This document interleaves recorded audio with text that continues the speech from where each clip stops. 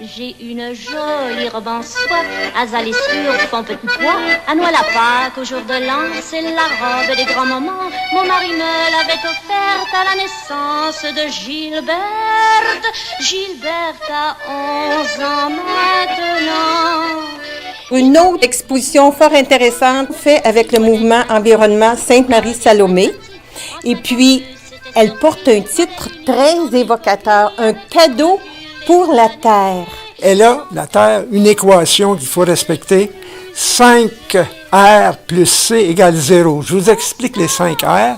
Donc, c'est refuser les sacs de plastique, le premier R. Exemple, au marché, quand vous y allez. Le deuxième, c'est réduire, ne pas acheter trop d'objets. Et si on a besoin, peut-être en demander à son voisin. Troisième R, réutiliser les objets, comme les sacs en papier, les sacs en tissu et les pots maçons, exemple.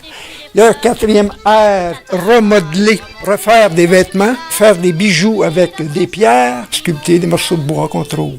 Et le dernier R, le recyclage, le bac bleu. On remplit son bac bleu de carton, papier, de plastique et de verre. Plus C, le C du compostage. Le bac brun, bien sûr, en faire chez soi pour notre potager, notre jardin. Peut-être dans les parcs, avoir des toilettes à compost pour recycler, composter nos déchets personnels.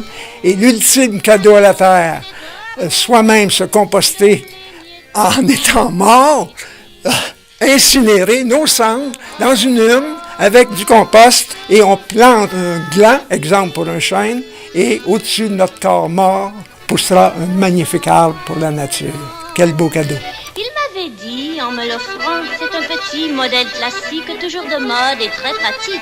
En 52, c'était sorti, modèle unique en 1000 copies, avec le recul des années, j'en garantis l'exclusivité. J'avais à cœur de vous montrer par différents objets ce qu'on peut faire pour se diriger vers le zéro déchet et surtout pour une consommation plus responsable.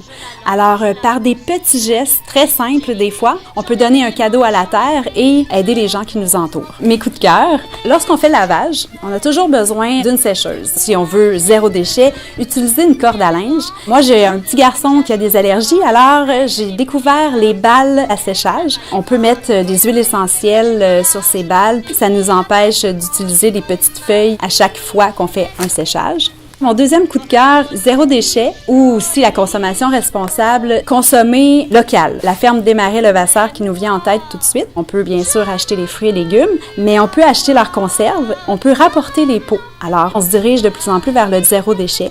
Il y a aussi Alexis Miro qui a une boulangerie. Elle, avec sa carte écolo-responsable, après, je crois, 8 achats qu'on a utilisé un sac de pain ou un contenant, on peut avoir une petite douceur de Alexis après ses achats. Également, un autre coup de cœur, la boucherie pauloise. Les petits bacs de styrofoam avec du poisson à l'intérieur. Puis vous savez, il y a le petit quelque chose d'absorbant là, qui prend le jus de poisson. C'est jamais intéressant. Alors, j'ai découvert qu'à la boucherie, je pouvais emmener mes contenants. Par la suite, j'ai aucun déchet, pas de senteur dans ma poubelle.